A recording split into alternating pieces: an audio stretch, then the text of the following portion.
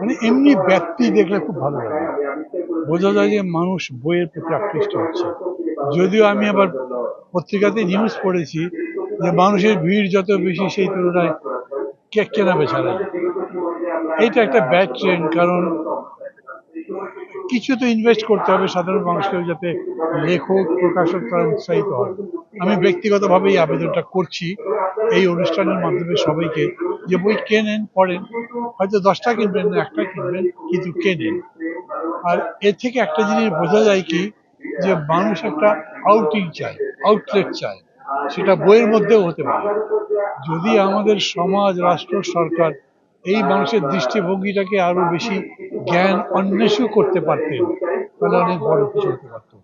পুরা দেশটা দেখেন কনস্টিটিউশনের মতো একটা জটিল বিতর্ক নিয়ে ব্যস্ত সংস্কারের জন্য।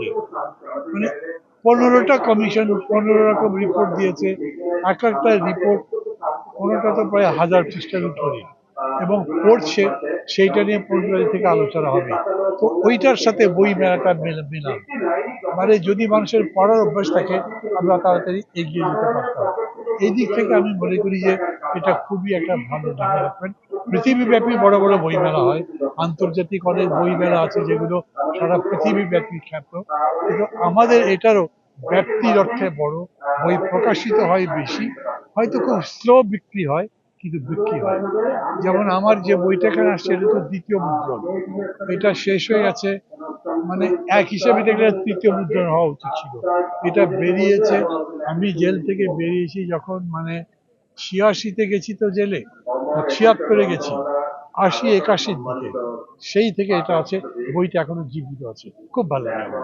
লেখক সত্তাকে কিভাবে আপনি এনজয় করেন কিংবা কিভাবে আপনার কাছে আন্দোলিত করে নিজেকে? মানে এটা তো একটা অদ্ভুত ফিলিং না, আপনি একটা বই দেখছেন, আপনার নাম লেখা আছে, লোকজন পড়ছে, মানে কিরকম হয় এটা ব্যাখ্যা করার মতো নয়, আমি এটা বলতে পারবো না, কিন্তু খুবই ভালো লাগে, খুবই ভালো। ভাই গতকালকে যে ঘটনাটা ঘটছে নিশ্চয়ই জানতে পেরেছেন। এই বিষয়টা নিয়ে আপনার একটা অবস্থান বা কোথাও আছে বলতে? না, অবস্থা আমি খুবই দুঃখিত, এক কথায় বলবো এটা এরকম হওয়া উচিত ছিল না।